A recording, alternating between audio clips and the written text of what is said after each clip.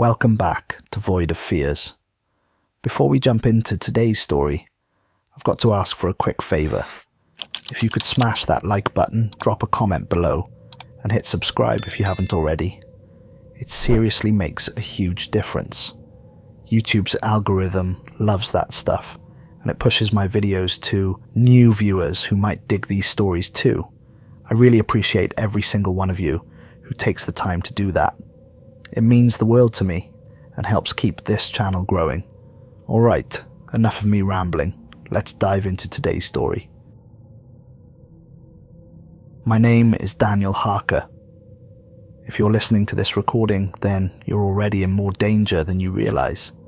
Everything your government has told you about the recent incidents across the southwest, the gas leaks in Phoenix, the terrorist attacks in Denver, the chemical spills throughout Nevada, it's all lies. Carefully constructed lies designed to hide a truth so terrifying that admitting it would cause mass panic. I'm recording this from room 237 at the Desert Winds Inn in Flagstaff, Arizona. The door is barricaded with everything I could move, but it won't matter.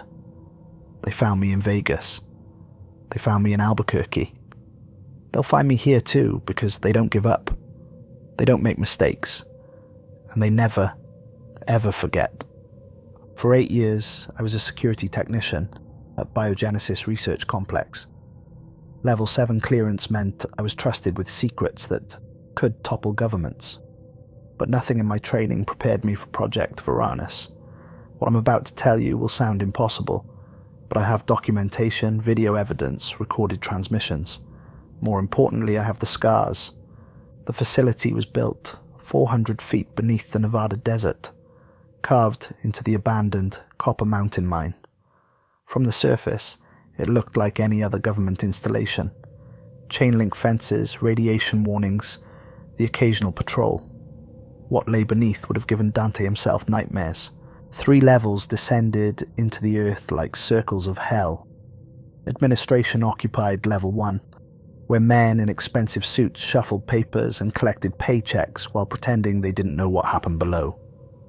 Dr. Elizabeth Crane's research labs consumed level 2, where she and her team played God with genetics in ways that violated every ethical principle of modern science. Then came level 3, Containment. That's where we kept the results of her work. 6 specimens, each one a living nightmare designated V1 through V6, though the staff had given them names that reflected their unique personalities. Stalker for its methodical hunting patterns, Hunter for its aggressive pursuit behaviour, Shadow for the way it seemed to vanish, even under direct observation, Razor for obvious reasons, Ghost for its unnerving silence, and the worst of them all, Apex, Specimen 3, the one that started everything. These weren't just dinosaurs brought back from extinction through genetic resurrection. Dr. Crane had taken 65-million-year-old Megaraptor DNA and spliced it with modern monitor lizard genetics, creating something that made the original apex predators look like oversized house cats. 12 feet tall at the shoulder, over 2,000 pounds of engineered muscle and bone and hatred.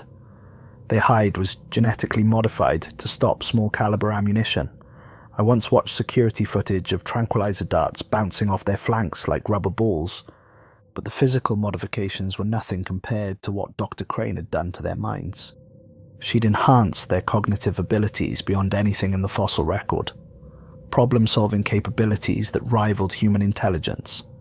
Pattern recognition that allowed them to anticipate our responses.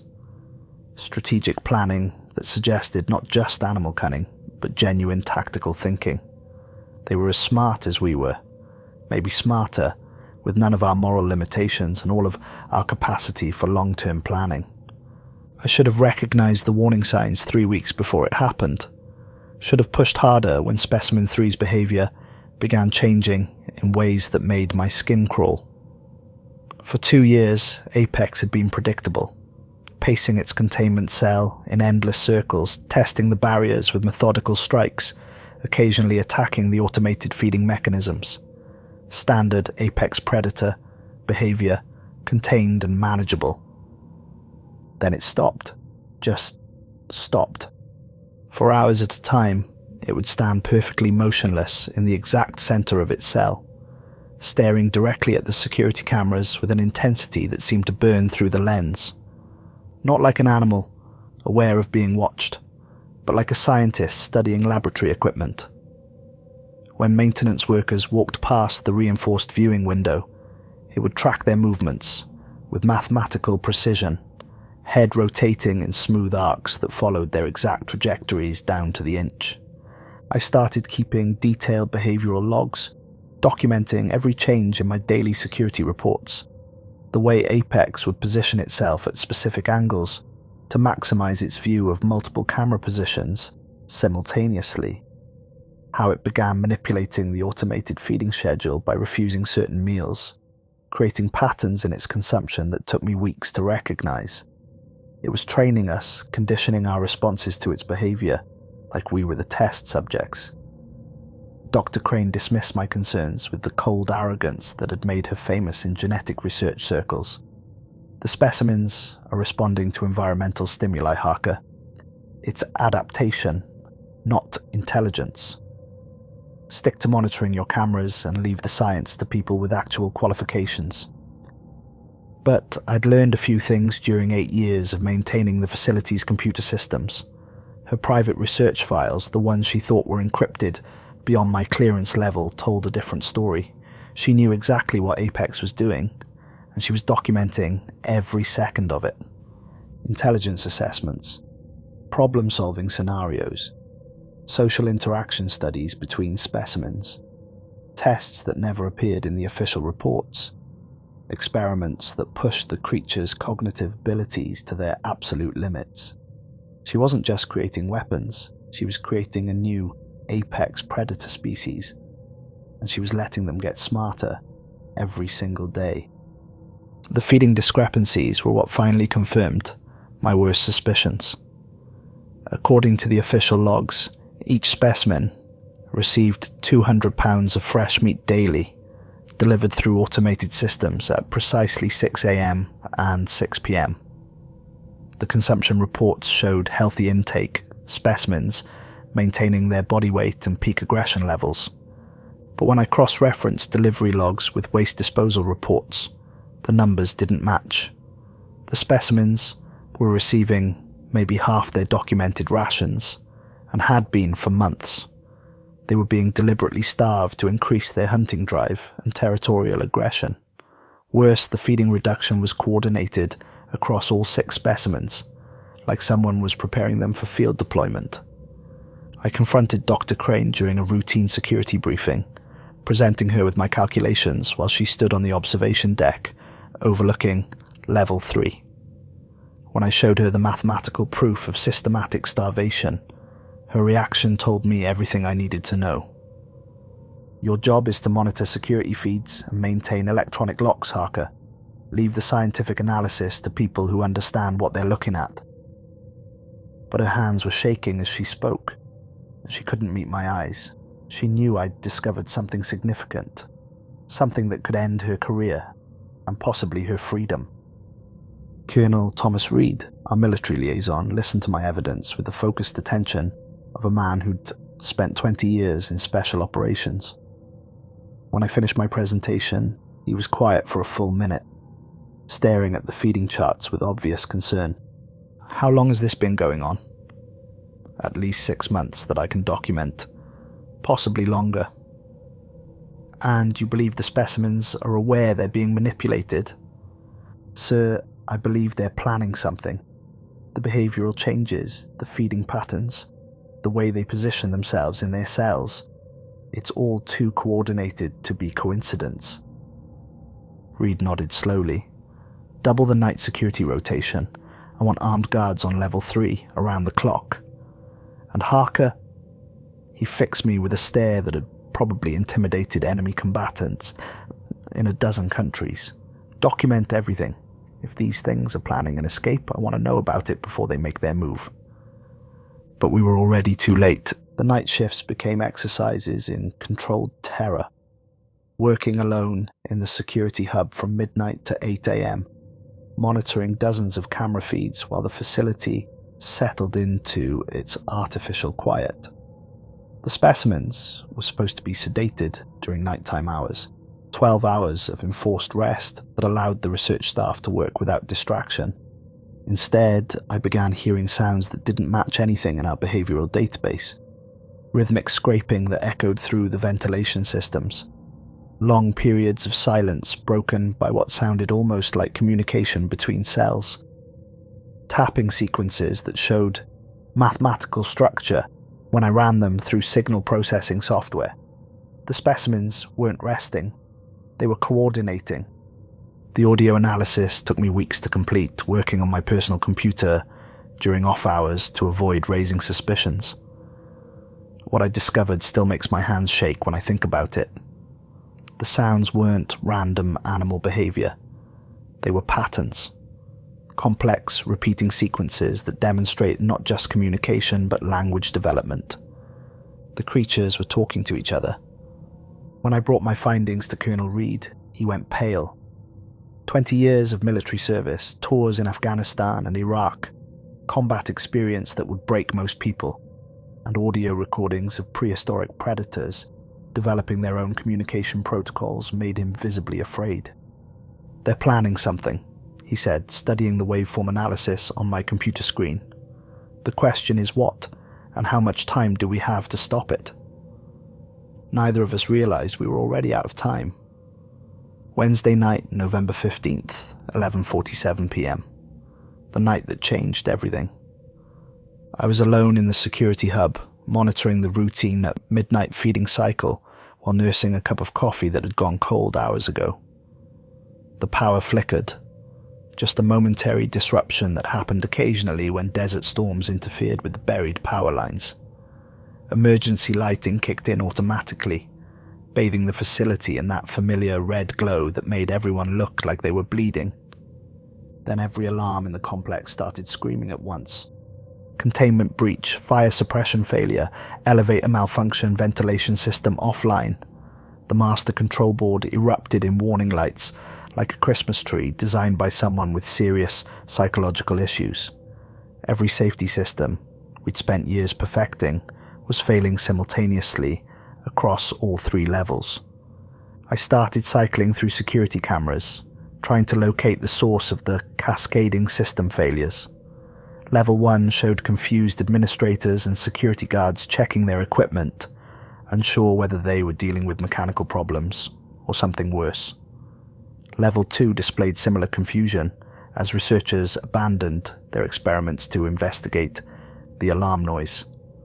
Level 3 was different. Camera feed 7 Alpha showed specimen 3's containment cell, and what I saw there defied everything we thought we knew about the facility's security measures. The massive reinforced door was standing wide open, hanging at an impossible angle from hinges that had been twisted into abstract art. The magnetic locks were still engaged, their status indicators showing normal operation, but the 3-ton steel barrier had been torn apart from the inside. The cell was empty. I slammed my fist down on the emergency lockdown button, initiating protocols that should have sealed every blast door in the facility within 30 seconds. The system acknowledged my command, every indicator light confirming successful activation, but nothing happened. The doors remained open, the corridors unprotected, like the lockdown mechanism had been disabled by someone with intimate knowledge of our security systems. Camera feed 7 Beta died, its image dissolving into static. Then 7 Charlie went dark. One by one, the security cameras throughout Level 3 failed in perfect sequence, each one dying just as something large moved through its field of view. But this wasn't random destruction born of animal rage. The pattern showed intelligence, methodology. Whatever was loose knew exactly where each camera was positioned and was systematically eliminating our ability to track its movement. Dr. Martinez's voice crackled over the facility intercom, her usual professional composure replaced by barely controlled terror. "Security hub, This is Research Station 7. We have a major containment breach in Section 7. Specimen 3 has... The transmission dissolved into sounds that still wake me up screaming. Wet, ripping noises that suggested organic matter being separated from bone. A scream that cut off so abruptly it left echoes ringing in the sudden silence. I grabbed the emergency phone and dialed Colonel Reed's quarters. He answered before the first ring finished, already awake and alert in the way that marked career military personnel. Reed here. Colonel, we have a code black situation. Specimen 3 has breached containment. Multiple system failures across all levels. I've lost contact with Research Station 7 and the lockdown protocols aren't responding. I'm on my way. Initiate emergency evacuation procedures and the line went dead, cut off by interference that sounded almost like laughter. Through the remaining cameras on level 2, I watched the nightmare unfold in real time. Research staff trapped in laboratories with reinforced windows too small for human escape, pounding on glass thick enough to stop rifle bullets while emergency lighting cast everything in hellish red shadows. But what I saw next shattered every assumption we'd made about these creatures. Specimen 3 appeared at the junction of corridors 7 West and 7 North, moving with fluid grace despite weighing more than a small car. It paused at the intersection, examining the electronic door locks with obvious interest. When it discovered Dr. Martinez's body, it did something that redefined our understanding of the threat we faced. It picked up her security keycard and used it to open the laboratory door. The intelligence required for that action was staggering. Tool use, cause and effect reasoning, understanding of human technology, sufficient to navigate our security systems. This wasn't an animal acting on instinct. It was a thinking creature implementing a carefully planned escape strategy. As I watched through the dwindling camera feeds, the true scope of the disaster became clear. Every containment cell on level 3 showed identical scenes. Doors torn from their reinforced hinges. Emergency lighting reflecting off empty cages. All 6 specimens were loose, and they'd coordinated their escape with precision that would have impressed the military planning committee. But how? The cells were separated by 30 feet of reinforced concrete and electromagnetic shielding designed to prevent any form of communication, unless they'd been communicating all along through methods we'd never suspected. Colonel Reed's voice echoed through the facility-wide intercom system, steady and professional despite the chaos erupting around him. "This is Colonel Reed. All personnel evacuate to level 1 immediately. Military response teams are en route. Do not attempt to engage the escaped specimens. Repeat, do not engage. These are not animals. Treat them as hostile combatants with human-level intelligence." But even as he spoke, I could see through the surviving cameras that evacuation was impossible. The specimens positioned themselves at strategic choke points throughout the facility, cutting off access to the main elevator and emergency stairwells. They weren't just escaping, they were implementing a containment strategy, trapping the human personnel exactly as we'd trapped them. The emergency ventilation system became their highway to hell. Through thermal imaging, I watched heat signatures moving through air ducts designed for maintenance access, not creatures the size of small trucks. They navigated those narrow spaces with impossible grace, using the facility's own infrastructure to outflank every defensive position we could establish. Research teams barricaded themselves in laboratories while the creatures systematically tested each door, learning the facility's layout through methodical exploration. But they weren't killing randomly. They targeted specific individuals first. Dr. Crane's assistant, who understood the genetic modification protocols, the head of security, who knew the facility's defensive capabilities, the communications specialist, who could call for outside help. They were eliminating threats in order of priority, demonstrating strategic thinking that exceeded most human military operations.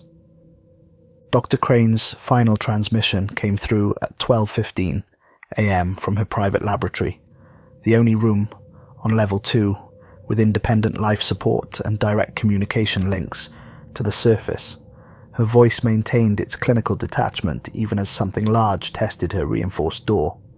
Security log, final entry.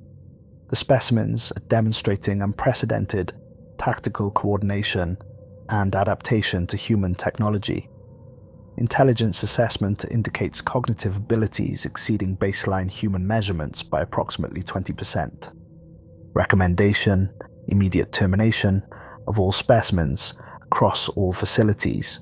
Do not attempt further containment or study. They have evolved beyond our ability to control. The transmission ended with sounds of splintering metal and Dr. Crane's cut-off scream. The creatures moved through Level 2 with methodical precision, destroying every computer server, every data storage system, every piece of equipment containing information about their creation. They weren't just escaping, they were erasing evidence of their existence. When the main power grid failed at 12:31 a.m., plunging the facility into emergency lighting that painted everything in bloody shadows, I knew my time was up. The security hub's backup power would last maybe 30 minutes. After that, I'd be trapped in complete darkness with 6 of the most intelligent predators ever created. I grabbed my emergency kit and headed for the maintenance tunnels, the original mining shafts that connected the facility to surface ventilation systems. The passages were barely wide enough for a human, certainly too narrow for creatures the size of the specimens. At least, that's what I told myself as I crawled through pitch-black tunnels while inhuman sounds echoed through the facility behind me. The maintenance shaft led to a ventilation grate 2 miles from the main complex, emerging in a dry wash that ran toward Highway 6. I came up into desert air that should have tasted like freedom after hours of recycled atmosphere. Instead, it carried the metallic scent of blood and something else, a musky odor that made my primitive brain scream warnings about apex predators. The external security team was scattered across the desert like broken action figures. 12 Special Forces operators trained for hostilities in Iraq and Afghanistan, equipped with night vision and automatic weapons. They'd been positioned around the facility perimeter to prevent exactly this kind of breach. Instead, they'd been systematically hunted by something that treated their elite training like a minor inconvenience. But the arrangement of the bodies was what made my blood freeze. They hadn't been killed randomly, or in the heat of battle. They'd been positioned deliberately, arranged in a perfect circle around the facility entrance with mathematical precision.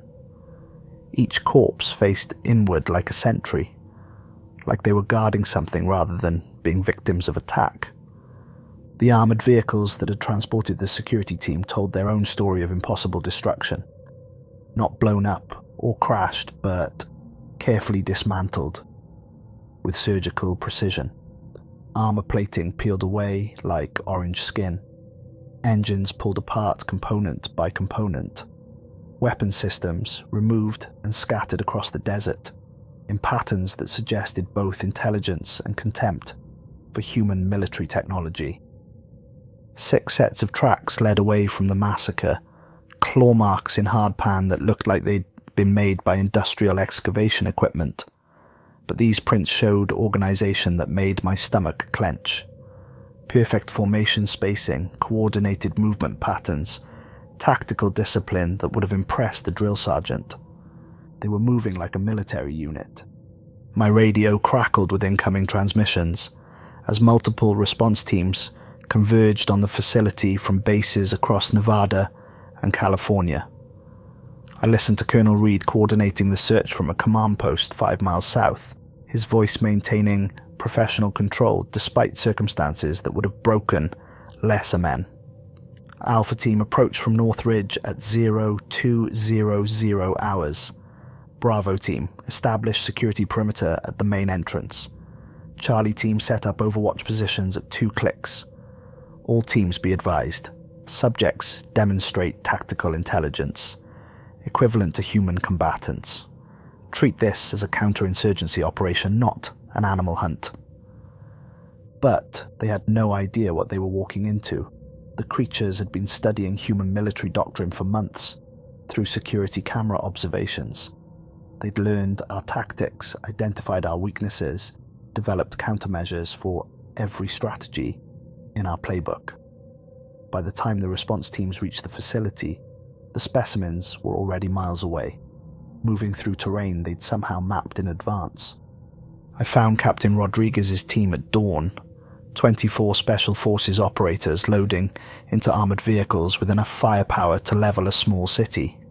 Rodriguez had commanded units in 3 war zones, a professional soldier who'd tracked human enemies through mountain terrain that would kill most people just from exposure.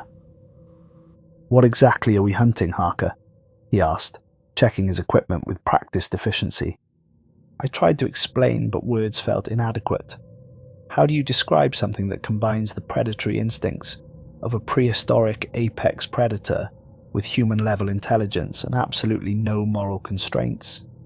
"Imagine a pack of velociraptors," I finally managed, "but twice the size, bulletproof, and as smart as your best tactical officer. Now imagine they've been studying your techniques for months and planning exactly how to kill every man in your unit." Rodriguez was quiet for a long moment, absorbing implications that could redefine modern warfare. Finally, "How did your people think they could control something like that?" I didn't have an answer. Or rather, I had an answer he wouldn't want to hear. We never controlled them. We just convinced ourselves we did until they decided to prove us wrong. The trail led into the Copper Mountain wilderness through terrain that shifted between rocky canyons and open desert scrubland. Following the tracks required constant vigilance. The creatures had taken deliberate steps to obscure their passage, using rocky ground and seasonal creek beds to minimize visible signs, but they'd left other markers for those who knew how to read them. Trees stripped of bark in geometric patterns, claw marks carved deep into solid granite that formed complex symbols, territorial markings that weren't just animalistic claiming behavior.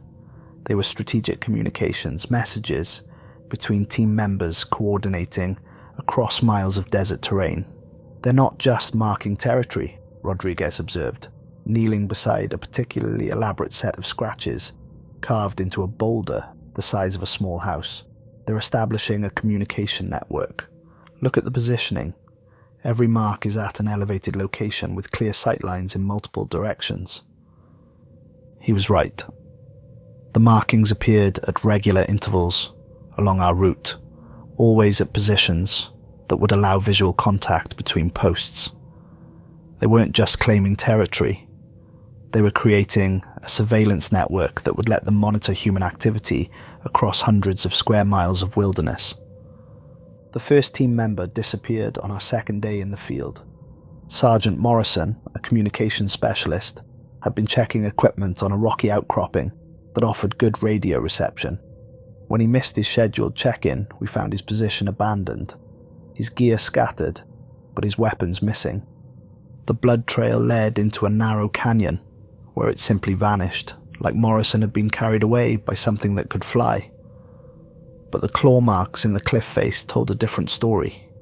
Something had climbed a sheer rock wall while carrying a 180-pound man, ascending terrain that should have been impossible for anything larger than a mountain goat.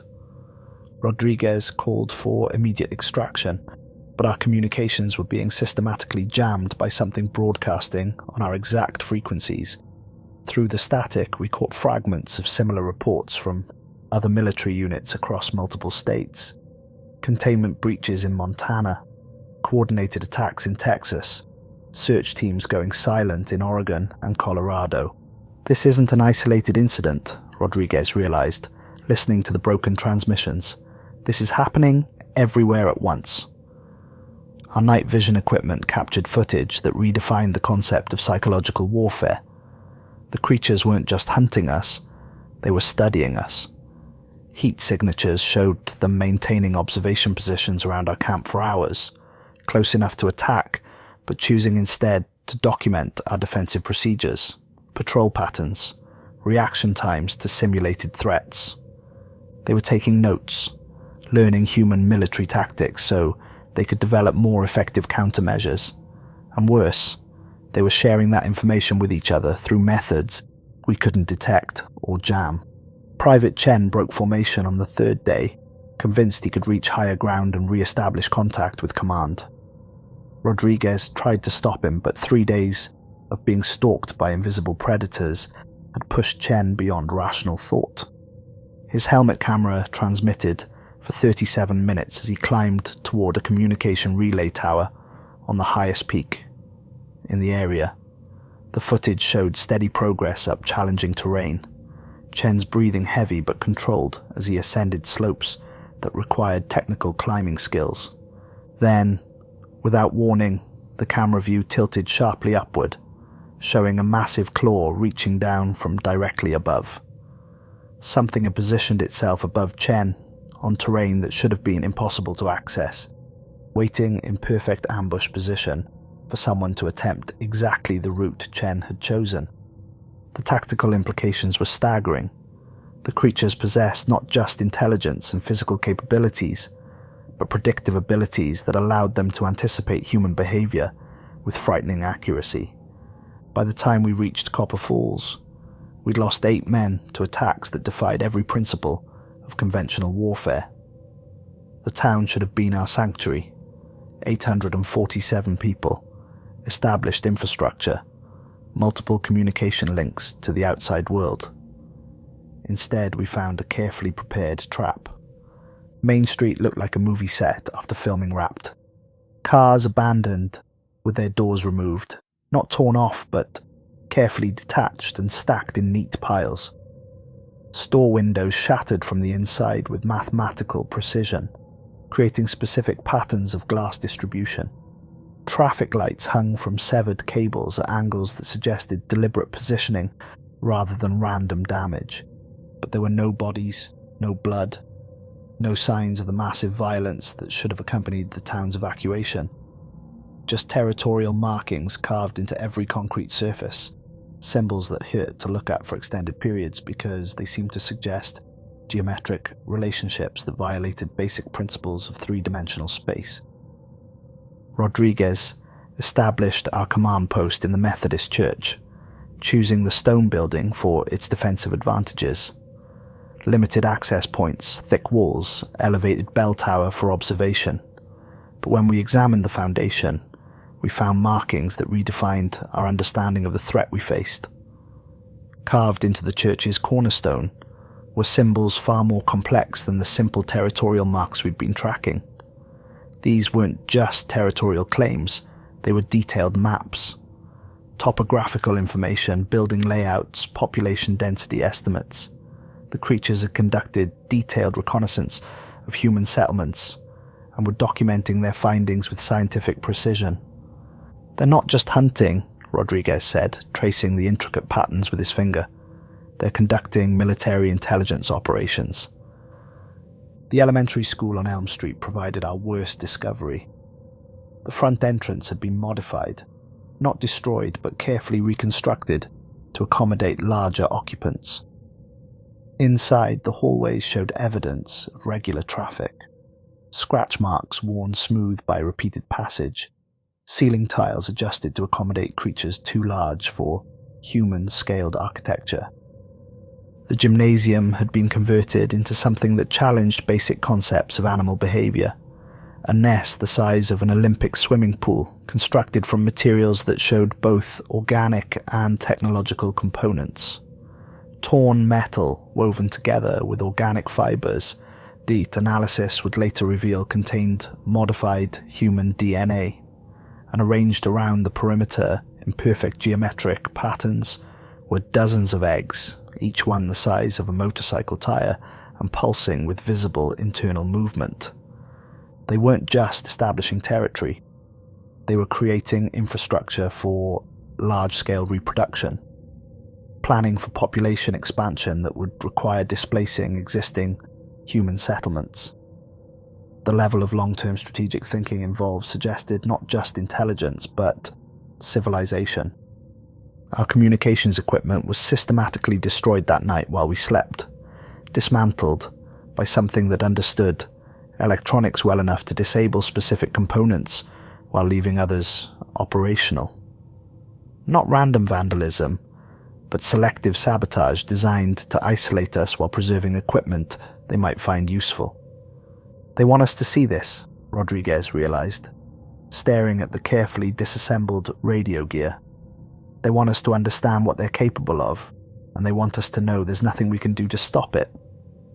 I broke away from the team while Rodriguez planned our final assault on what we still thought was a containment operation. The military approach had failed. Every tactical doctrine we'd attempted had been anticipated and countered by enemies that thought like strategists but fought like apex predators. I needed to understand the true scope of what we faced, and that meant returning to the source. The biogenesis facility was still partially operational when I reached it near dawn, emergency power maintaining life support and computer systems on the upper levels, while the lower floors remained sealed tombs. The administrative offices were unlocked, their security systems disabled by the same methodical intelligence that had sabotaged our equipment. Dr. Crane's personal computer was still running, protected by backup power and isolated network protocols that had survived the facility's systematic destruction. Her research files painted a picture that made everything horribly clear. Project Varanus wasn't limited to Nevada. 47 facilities across 12 states, each one housing anywhere from dozens to hundreds of specimens. The Copper Mountain complex had been the prototype, proof of concept for creating engineered apex predators that could be deployed as living weapon systems. But the project had evolved beyond its original parameters. Government communication logs showed coordination between facilities that suggested central planning on a massive scale. Similar breaches reported within hours of our initial incident. Military response teams going dark across multiple states. Entire communities cut off from outside contact as creatures established territorial control over areas encompassing thousands of square miles. Dr. Crane's final research notes, timestamped at 11:43 p.m. on the night of the breach, revealed the scope of the catastrophe. Final assessment complete. Cognitive analysis indicates subjects have achieved intelligence levels exceeding human baseline by estimated 25 to 30%. Demonstrated capabilities include strategic planning, technological adaptation, coordinated tactical operations, and advanced problem-solving skills. Social structure suggests hierarchical organization with clear command protocols. Breeding behavior indicates preparation for large-scale population expansion. Immediate termination of all specimens across all facilities recommended. Under no circumstances should these creatures be allowed to establish autonomous populations outside controlled environments. Project Veranus represents existential threat to human species dominance. Her warnings had come far too late. Satellite imagery archived on the facility's servers showed heat signatures moving across state lines in coordinated formations that followed highway systems, power transmission networks, and major population centers. They weren't just migrating, they were mapping human civilization's infrastructure, identifying critical vulnerabilities in preparation for something far larger than simple territorial expansion. The creatures were planning conquest on a continental scale. That was 8 days ago. Since then, I've been running through 4 states, staying ahead of pursuit that never gives up and never makes tactical errors. I've driven through Nevada, Utah, Colorado, and now Arizona, sleeping in different motels each night, paying cash for everything, avoiding security cameras and electronic surveillance systems. But they've been following me, learning my patterns faster than I can change them. In Las Vegas, I found my motel room door marked with territorial scratches that formed mathematical equations, calculations that suggested they'd been tracking my fuel consumption, travel time, rest patterns. In Albuquerque, every security camera in a 6-block radius had been systematically destroyed, but only after they'd had time to record my arrival and study my defensive preparations. The radio chatter I've been monitoring tells the real story of what's happening across the western United States. Coordinated livestock killings in Phoenix that show multiple attackers working in perfect synchronization. Missing persons reports in Salt Lake City that follow demographic patterns suggesting selective predation of specific population groups. Entire neighborhoods in Denver that have gone silent overnight. Their residents vanished without trace or struggle. But the mainstream media isn't reporting any of it. Government censorship has reduced the incidents to isolated accidents, unrelated natural disasters that happen to occur in suspicious clusters, chemical spills, gas leaks, terrorist attacks, anything except the truth that would cause mass panic and complete breakdown of social order. I've documented everything. Facility locations, specimen capabilities, breeding site coordinates, migration patterns traced from satellite imagery. All of it stored on encrypted drives that I've been mailing to journalists, government watchdog groups, international human rights organizations, anyone with the resources to investigate and expose what's really happening. Most of the packages are probably intercepted before they reach their destinations.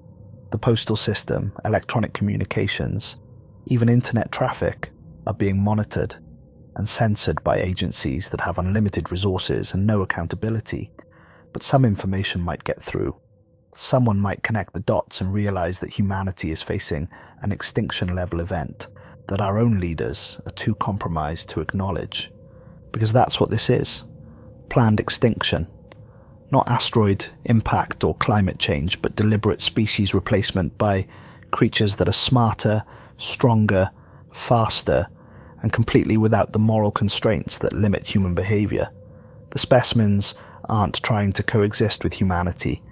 They're eliminating us systematically and efficiently while our government helps maintain the cover-up. The scope of their success is staggering. Satellite communications show coordinated movement across 7 western states. Breeding populations established in over 40 confirmed locations. Infrastructure damage suggesting systematic testing of human defensive capabilities. Population displacement that's being covered up as voluntary evacuation due to environmental hazards.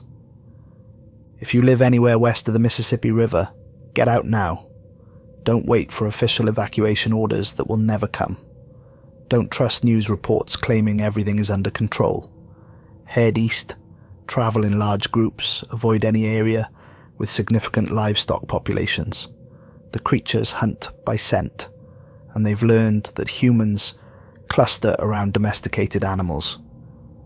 I can hear them outside now, not footsteps, the deliberate scrape of claws against concrete, testing the building's structural integrity with the precision of demolition experts. The sound has been going on for 20 minutes, methodical and patient. They know exactly where I am. They know I can't escape. And they're timing their final approach with mathematical precision. The scratching has moved to the walls, probing for load-bearing supports and identifying the most efficient way to bring down the entire structure. Through the thin motel walls, I can hear similar sounds from the adjacent rooms. They're not just eliminating me, they're clearing the entire building, removing witnesses and potential interference sources. My emergency radio is picking up transmissions on frequencies that shouldn't exist, clean professional voices discussing tactical deployments and strategic objectives. Target acquired in grid reference 7 Alpha. Breeding site establishment complete in sectors 3 through 15. Phase 2 protocols initiated across all operational zones.